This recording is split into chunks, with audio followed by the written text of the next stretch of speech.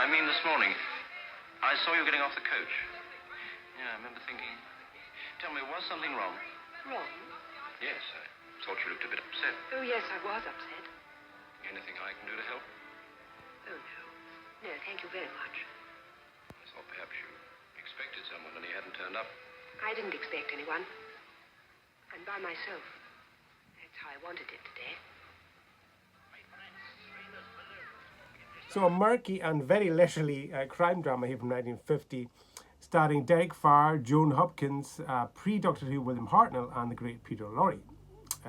Double Confession was directed by Anakin and was released on the 1st of May 1950. A mysterious man, Farr, arrives at a beach resort to visit his estranged wife, who lives at a nearby cottage. When he discovers that she's been killed the night before, he wills to take revenge on the man he believes responsible, a local big-time businessman and rival for his wife's affections, Hartnell. Don't talk like that, Charlie. Not about the dead. The dead? Who's dead? Lorne is. You trying to put the wind up me? Charlie. Somebody will hear you. While Farr plans to implicate him to the police and thereby ruin his reputation, he meets and befriends a beautiful young woman, Hopkins, who's on a day trip trying to sort out her own life's problems.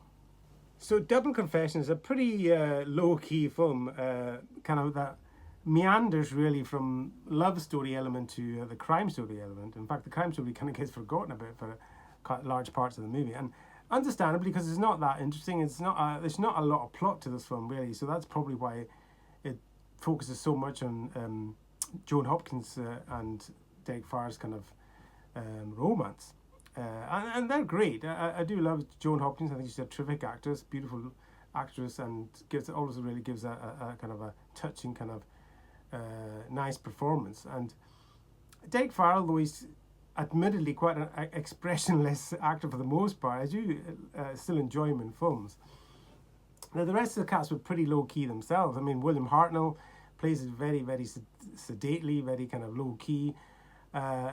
Peter Lorre, on the other hand, he kind of does ham it up quite in contrast to everybody else.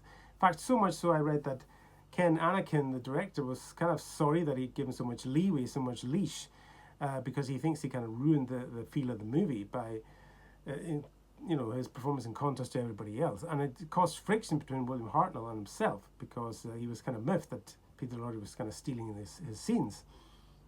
But I still enjoyed this film, although it is quite a bland film, really, plot-wise and story-wise. But the characters are all interesting enough to watch, and the players do a fine job, I thought. So it's quite a quirky little, murky little mystery. It's not a huge kind of twists or turns to the story, but you're kind of kept in the shadows for the most part, which is quite interesting. And I do like the setting. The coastal setting is a bit unusual, and so yeah, and not a bad little kind of film to pass the time. Double Confession. It's not going to stay with your mind long afterwards, but I kind of liked it while I was watching it.